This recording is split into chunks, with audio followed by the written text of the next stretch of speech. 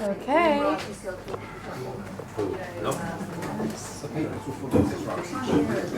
Okay, you guys, we're going to start. We're going to start without actually starting. So, I've only got one word to say to you, and that's Tamakata Hisahashi. I know that's more than one word, but I'm very bad at maths. I'll say that again. Tamakata, are you listening? Yeah, Tamakata Hisahashi, yeah? Meito Mimi, no Kushi no Hana, Tamakata Hisahashi. Alright, can anybody repeat that back? Anybody know what it means? Anybody know any Japanese? Alright, if you sing it, you'll know.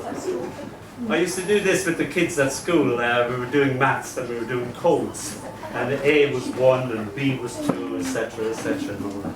And I said, we're being attacked by the Japanese and you've got to break their code. And they said, it doesn't make any sense, sir. I said, what does it say? And they said, Tamakati Hisahashi. And I said, for God's sake, man, sing it and you'll know what it means. So, follow me, please. Tamakata Hisahashi, Hisahashi. Tamakata Hisahashi, Hisahashi. Me to mimi to kuchi to hana. Tamakata Hisahashi, Hisahashi. No, look like a hashi, mate. Sorry, that's me testing the microphone. It's better than 1, 2, 3 testing, 1, 2, 3 testing, okay? You know that moment when you bite into a madeleine? You always remind me of little speedboats. You know, you bite into a madeleine, you have that. You have that. No, Fruitstein moment. And you can imagine all the poets, all the words, all the thoughts come flocking like that of last year when we launched our anthology. Then you open up your eyes and, my God, it's all happening again. So, never eat a madeleine, too dry.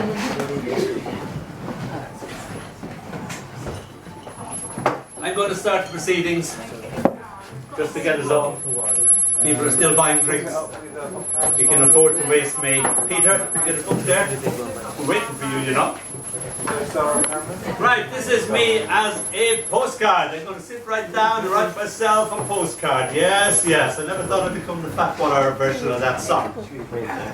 But 3 years ago, on National Poetry Day, the BBC commissioned me to write a poem about Guildford. They also commissioned every other poet in every county to write a poem about their hometown, their home county. And I said, yeah, all right. And they said, but it's got to be an object that's so well known that, of course, in Guildford, it's the Guildford Guildhall clock. And I said, yeah, I'll do that. And they said, hold on a second, smart boy, you've got to make it a person. I can do that.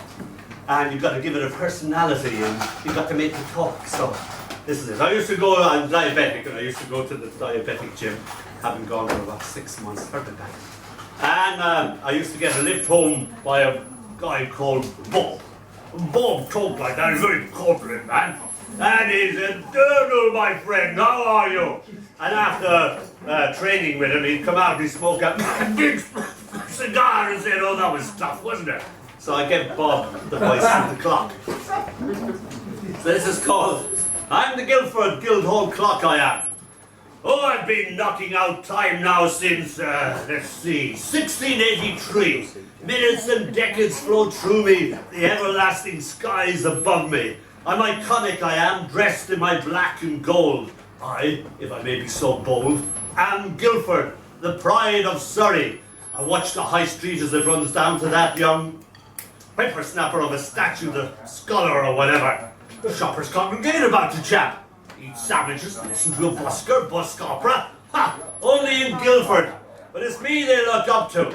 And is it time for tea? Why, so it is. And citizens clatter over the cobbles. I'm the Guildford Guildhall clock, I am. Tip-top, tick-tock, tip-top, tip-top, tip-top, tip-top. You've seen the Terry Thomas movies as well, haven't you?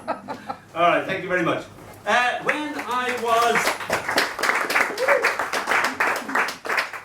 And we actually videoed that. If you wanted a video too, we videoed it up at the Guildford clock. It was a lovely rainy day, so I was up on the top reciting this poem with a microphone, and old people were going by with baby carriages looking up and going to work. It was like being the Beatles on top of Abbey Road or something. When I was 9, I was a theatre producer, you might like to know. You're not the only one. And I was getting interested in Shakespeare. My sister had a nice big black collected Shakespeare. I began at the beginning. I was highly dyslexic and I taught myself to read by reading the entire plays of Shakespeare. And I started with The Tempest. So, this is called Much Ado About Something.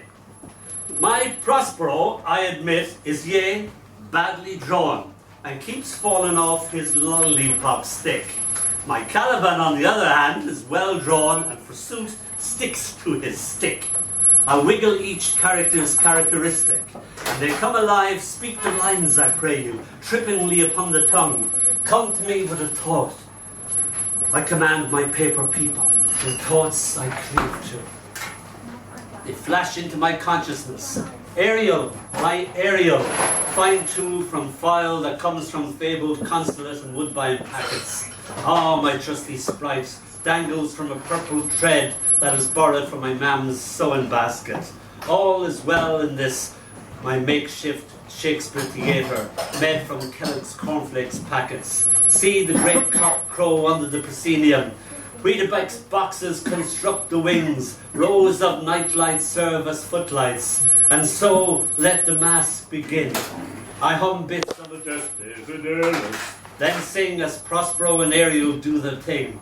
Solus Thomas Degas, my voice rings out. But see how dangerous a 9-year-old knee can be to a paper theatre. The floodlights being knocked over, the stage flames in amazement. My patchwork globe of cornflake and Weetabix boxes burns to the ground. Only Ariel survives in an all too black and shrunken, crumpled piece of file. I exit pursued by a clip on the ear. The profession of producer of plays thereof, the only begetter of this ensuing story, lost, alas, my lack to me. But wait! Is this a football I see before me? Then play on, Dinger Dwyer, and damn be he who first cries hold. We cry bollocks, and let's slip the dogs we are. Thank you. Our new anthology. What was last year's anthology called, Lovey? What the elephant said to the peacock. Yes, and what's this anthology called? It's called What the Peacock Replied, of course. Right, so what the elephant said to the peacock of last year was all the poems in the book. Alright? So if you want to see what the elephant or the peacock replied, you've got to read all the poems in this book. We were overwhelmed, is the right word.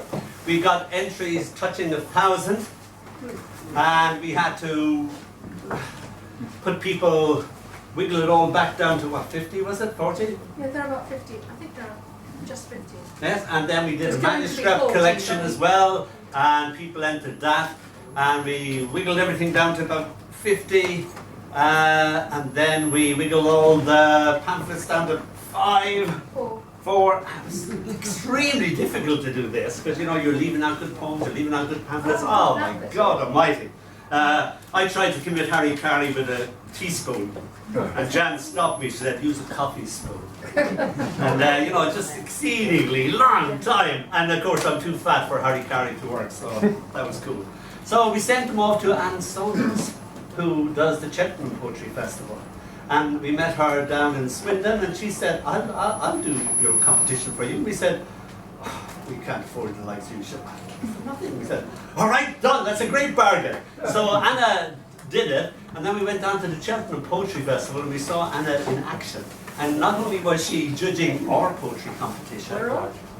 Going to Wirral after that. she was going to Wirral, and she was judging her own Cheltenham Poetry competition, and she was organising the Cheltenham Poetry Festival. We couldn't keep up with her. She's just like a perpetual poetry machine. And she came up with some great things altogether. She came up with pamphlet winner, Dawn, over there. first, second, third prize. Lots of, I think 2 more of the pamphlets who didn't win the first prize still blossomed into books. How cool is that? So we, by doing this, get to know more poets, get to know poets that we didn't know before. It's great fun altogether. Words, thoughts, poetry, people. Oh God, I'm in my element here altogether. Oh, she's giving me that look that says, I want to say something now. Go away, go. All right, Jack. I did. Honestly, Collins does this to me. Go on. I wish I'd turned the mic